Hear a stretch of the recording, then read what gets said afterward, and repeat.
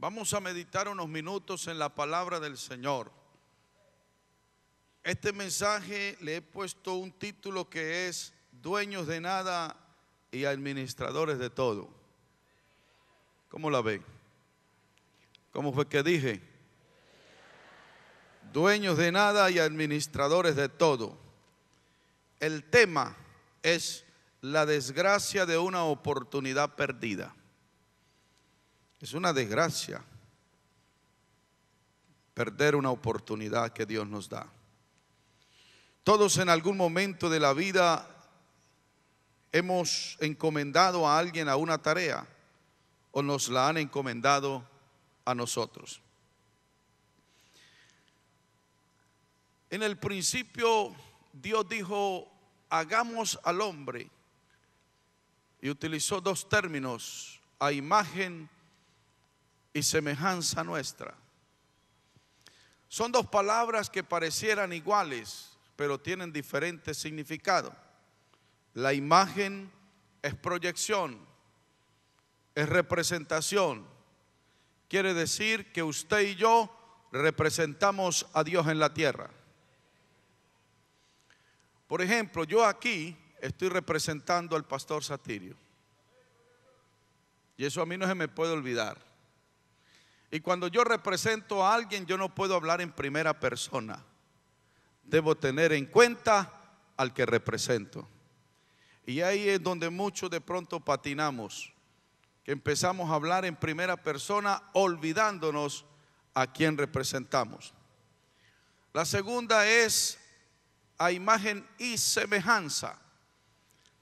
La semejanza ya es un poco más de acción o de autonomía.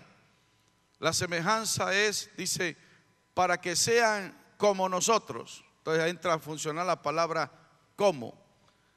Nosotros somos representantes de Dios, pero a la vez somos como Dios. Se acabaron los amenes, ¿sí ve que no? Usted es como Dios en la tierra, pero usted no es Dios. ¿Sí ve? Yo soy como Dios, soy su semejanza, pero yo no soy Dios. Y ahí es donde muchos nos equivocamos. Cuando se nos concede la autoridad delegada, entonces desplazamos al que nos dio la autoridad y queremos sacarlo del medio. Y muchos hemos hecho así, hemos sacado a Dios del esquema de nuestras vidas y hemos querido vivir y hacer y tomar decisiones y aún determinaciones sin tener en cuenta al que nos llamó. Y entonces quiero llevarlos a meditar en la palabra Mateo, en Mateo 25 del 14 al 30. Mateo 25 del 14 al 30.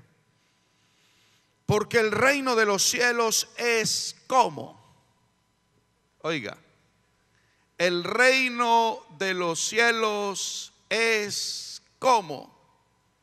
Esa palabra es determinante. El reino de los cielos es como un hombre que yéndose lejos llamó a sus siervos y le entregó sus bienes, y a uno le dio 5 talentos, a otro 2, a otros 2, a otro 1, a cada uno conforme a su capacidad, y luego se fue lejos. Y el que había recibido 5 talentos fue y negoció con ellos y ganó otros 5 talentos. Asimismo el que había recibido 2 ganó también otros 2. Pero el que había recibido 1 fue y cavó en la tierra y escondió el dinero de su señor. Después de mucho tiempo, subraya esa palabra, después de mucho tiempo vino el señor de aquellos siervos y arregló cuentas con ellos. Y llegando el que había recibido 5 talentos, trajo otros 5 talentos, diciendo: Señor, 5 talentos me entregaste, aquí tienes, he ganado otros 5 talentos sobre ellos. Y su señor le dijo: bien, buen siervo y fiel, sobre poco has sido fiel, sobre mucho te pondré, entra en el gozo de tu señor. Llegando también el que había recibido 2 talentos, dijo: Señor, 2 talentos me entregaste, aquí tienes, he ganado otros 2 talentos sobre ellos. Su señor le dijo: bien, buen siervo y fiel, sobre poco has sido fiel, sobre mucho te pondré, entra en el gozo de tu señor. Pero, oiga, cuando usted vea un pero del Señor, abra el ojo y afine el oído, porque eso cambia el cuadro.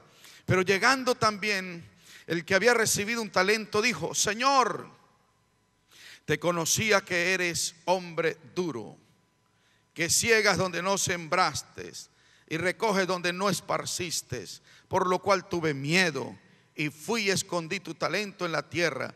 Aquí tienes lo que es tuyo. Respondiendo su señor le dijo: siervo malo y negligente, sabías que ciego donde no sembré, que recojo donde no esparcí.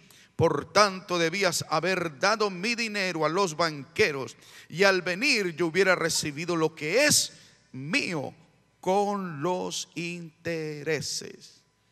Quitarle pues el talento y darlo al que tiene 10 talentos, porque al que tiene le será dado y tendrá más, y al que no tiene, aún lo que tiene le será quitado.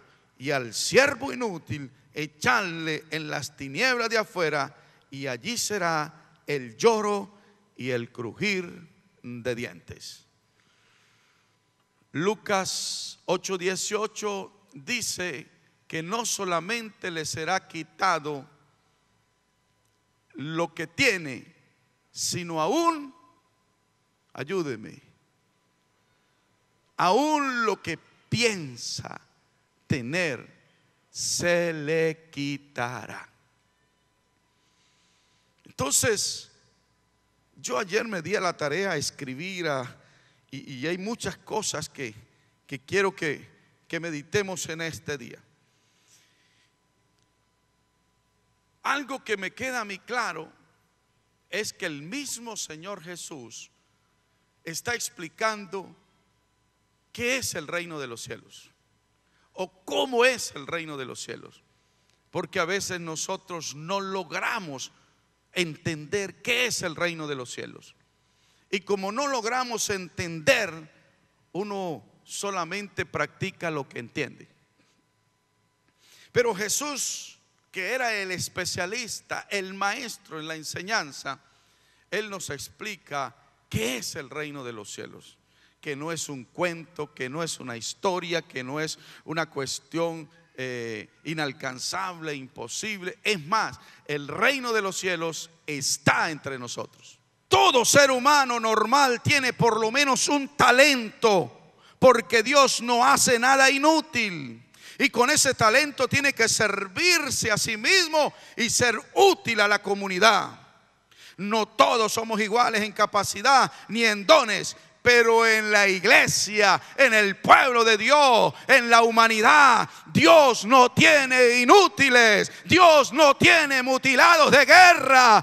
Él nos ha capacitado. Todos. El que menos piensa, ese niño que usted tiene a su lado, esa niña que usted tiene a su lado, hay un potencial. Ese hermano que tiene a su lado, ese amigo que usted tiene a su lado, ese empleado que tiene ahí en su empresa, esa persona tiene talento. De pronto usted dirá: no, es que este trabajo... Pero sabe una cosa, cuando usted está, aunque sea un trabajo inferior, y usted haya sido permanente y haya sido fiel, usted será promovido a lugares de privilegio y de mayor responsabilidad. Hermano, yo agradezco a Dios por haberme dado la oportunidad de ser portero en la iglesia. Oiga, porque desde que yo agarré la portería hasta aquí no la he soltado. No la he soltado. Y mucha gente que estuvo conmigo de porteros no están ni siquiera sirviendo a Dios. Pero gracias a Dios, hermano, cuando Dios le dé a usted una oportunidad, agárrela y no la suelte. Solo suéltela cuando le digan: usted sale de este lugar y va a otro lugar más alto. y agarre esa y no la suelte. Solamente suéltela cuando le digan suelte ahí y venga para acá más alto. De la portería, Dios me llamó a servirle de tiempo completo y me mandó para el campo, para Chinácota, donde varios obreros no quisieron ir. Y yo fui por obediencia, con mi esposa, con mis hijas. Y allá en lo poco empecé a ser fiel. Y sabe una cosa, luego fui llamado, el Señor me dijo: ahora tráiganlo del campo y pónganlo en la iglesia central como el vicepresidente del centro cristiano. ¿Cómo les quedó el ojo, hermano? Aleluya. Porque con Dios no se pierde, siempre se gana. A mí me llama la atención cómo es que el Señor le dice entra en el gozo del Señor. No es que el gozo entra en nosotros, porque nosotros somos un pocito, pero el gozo del Señor es un océano. Por eso Él no dice mi gozo entra en ustedes, ustedes entren en mi gozo. Porque si nosotros entramos en el gozo del Señor, nos vamos a sumergir en la inmensidad de su amor, en la inmensidad de su poder y de su gloria. Y ahí nadie nos va a alcanzar. Aleluya. Pero sabe una cosa, la mala conducta del siervo se excusa cuando no tenía excusa. Hay gente que se excusa cuando no tienen excusa, hermano. Porque Él dice, usted siembra donde, recoge donde no siembra. Y usted va, eres injusto. Y este hombre empieza a justificarse. Pero sabe una cosa, a nadie Dios le pide más de lo que le ha dado. Solo Él nos pide cuentas por lo que nos ha puesto en la mano. La excusa toma formas abominables. Empezó a ver, al Señor lo empezó a ver como su enemigo. La forma en que le hablaba, lo empezó a ver como su enemigo. Y la defensa de él se convirtió en una ofensa. ¿Sabe que a veces nosotros empezamos a hablar con Dios y terminamos ofendiendo a Dios? Hay gente que dice, esta mañana peleé con Dios. ¿Quién es usted para pelear con Dios? ¿Sabe qué le dice el Señor a Malaquías?